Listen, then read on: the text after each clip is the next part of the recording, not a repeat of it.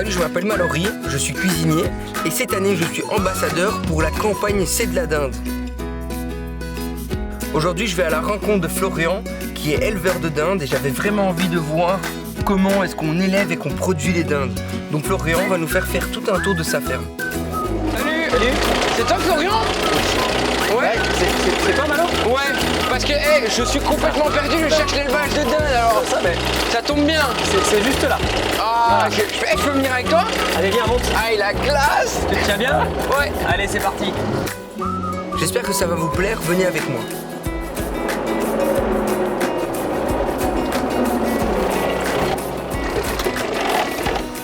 Donc voilà. Donc ici, on est chez toi. Voilà, bienvenue chez moi. Donc tu vois, on a un bâtiment de 1300 m², un Ouais. bâtiment de 1500 m². Donc j'ai un site qui fait 2800 m². Ici, tu travailles toute l'année. Oui, en ce moment c'est des dindons, mais je suis aussi éleveur de poulets. Donc j'ai souvent des dindons l'hiver et l'été c'est le poulet. Ouais. Bon bah en tout cas Flo, moi j'ai hâte de voir les dindons. Et moi j'ai très envie de goûter ta cuisine et savoir ce que tu peux faire avec mes dindons. Eh ben ouais, bah écoute, tu sais quoi, on va peut-être d'abord aller en cuisine et puis après tu montes les dindons. Pas de soucis. Ça c'est un bon deal. Hein. Ouais, c'est bien. Allez, c'est parti, on va aller en cuisine.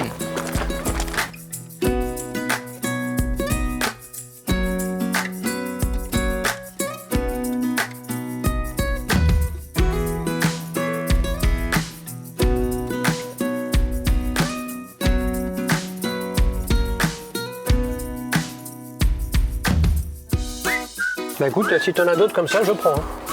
Allez, t'as vu un peu? Pas mal hein. Alors pour faire ça en plus, j'ai utilisé la partie un peu plus grasse. C'est pas du blanc de dinde, c'est avec Je l'ai fait avec la cuisse. Ah, tu utilises le rouge de la dinde alors. On appelle ça le rouge, ouais. D'accord, j'adore.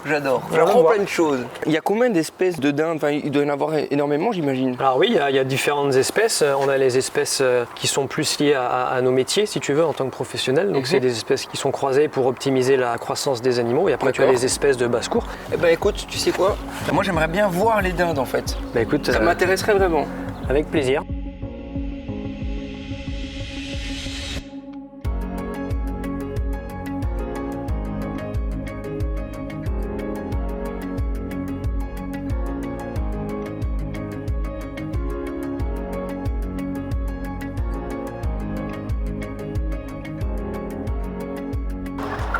Donc je te présente mes dindons. Il y en a à peu près 3250-3300. Tu as les chaînes d'alimentation que tu vois derrière moi et derrière toi. Donc c'est les gamelles rouges là, avec les petits tubes noirs qui descendent. Et ensuite la ligne de pipette qui est juste devant, c'est l'eau de boisson. Donc là on a un aliment qui est complet. Tu vois, on arrive à voir des petits morceaux de blé, de maïs. Ils sortent de temps en temps? Alors non, les miens ne sortent pas, parce qu'on est sur une production de volailles du quotidien. Il y a d'autres systèmes d'élevage où ils ont accès à un parcours, le poulet label par exemple, qui lui a un accès continuel, enfin à partir d'un certain jour. Et tu as aussi le poulet ou la volaille biologique qui lui a encore un plus grand parcours. Lui, il sera nourri avec de l'alimentation biologique, issue d'agriculture biologique également. Et est-ce qu'elles tombent facilement malades les dindes? Tout est fait pour qu'elles tombent le moins possible malades, ça c'est sûr. Donc d'où l'importance d'avoir un confort continuel, que ce soit litière, ambiance. Mais ça arrive. Ça arrive, donc à ce moment-là, il y a tout un processus à mettre en place. On les emmène chez le vétérinaire et de là, on va en découler un traitement antibiotique si c'est nécessaire. Mais il n'y a pas que les antibiotiques, tu as aussi d'autres manières de les soulager ou de faire passer la maladie, si tu veux. Il y a l'immunothérapie, il y a des traitements, des désinfections par l'eau de boisson qui sont faits aussi pour eux, qui sont potables. Et ça représente quand même depuis 2011 une baisse de plus de 60% d'utilisation antibiotique. Donc c'est vraiment une réussite, si tu veux, pour notre filière. Tu peux leur dire au revoir si tu veux et on va continuer la visite. Bon allez, au revoir les amis. Allez. Sont belles les bêtes. Ça t'a plu, ouais? Ouais, j'aime bien. Par contre, l'aliment que tu leur donnes, ça doit manger énormément en fait, hein, les dindes. Hein. Un dindon mange 500 grammes par jour. 500 grammes? Ouais, enfin de l'eau et à peu près 1 litre d'eau. Ils boivent plus d'eau que moi. Par rapport à l'aliment, je t'ai préparé, parce que toi tu as vu l'aliment concentré, fini, qui arrive chez moi, mais à la base c'est quand même plusieurs mélanges. Donc c'est un mélange de matières premières. Dans l'aliment que tu as vu, donc il y a du maïs, il y a du blé également, donc ça c'est les céréales de base. Il y a également du pois, ça c'est de la graine de soja ça. On a du tourteau de soja. Ça tu peux pas goûter ça quand même hein? Si. Ah ouais? C'est très bon, on peut le manger. Ouais, c'est pas mauvais. Et tu as du tourteau de tournesol. Ça, c'est du calcium. qui est sous, Ok. sous cette forme-là. Et en plus de ça, ce qu'on ne voit pas sur la table, on a aussi tout ce qui est éléments minéraux, vitamines. On va rajouter aussi un petit peu de cuivre, un petit peu de fer, enfin tous ces Ouais. éléments que le corps a besoin. Est-ce que ça a un rapport aussi avec les hormones, etc., l'alimentation? Les hormones, Ouais. ça c'est un gros mot ça. Pourquoi? On n'utilise plus du tout d'hormones, c'est fini ça. C'est des bêtises qu'on entend à droite à gauche. Les animaux sont nourris avec de l'aliment naturel. On ne gonfle plus comme on dit, gonfler aux hormones et tout, c'est du grand n'importe quoi ça. Non, non, non.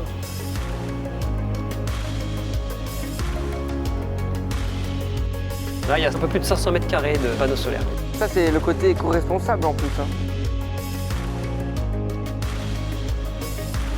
En fait, ici, c'est un élevage qui est plutôt moderne quand même. Hein. Oui, c'est vrai. Bon, déjà, c'est des bâtiments récents. Hein. Celui qui est derrière moi a 4 ans. Derrière toi, il doit avoir... il est de 2013, tu vois. Les outils qui nous permettent de travailler ont évolué. Mon second bâtiment, là, donc derrière moi, est équipé de ventilateurs à basse consommation. Donc à économie d'énergie, donc ils ont besoin moins d'électricité pour pouvoir fournir le travail escompté. Ok. Il existe aujourd'hui des turbines progressives qui vont démarrer tout doucement et ainsi de suite. Celles-ci aussi sont à basse consommation. Donc on va toujours vers une économie d'énergie. Un autre exemple encore, la lumière qu'on utilise, c'est des ampoules LED. Donc plein de techniques, de choses, de technologies qui nous apportent du confort, aussi de l'économie. C'est plutôt intéressant, quoi. Et l'avenir va toujours dans ce sens-là. On est toujours amené à faire évoluer notre outil de travail pour tirer vers ce confort, pour tirer vers ces économies.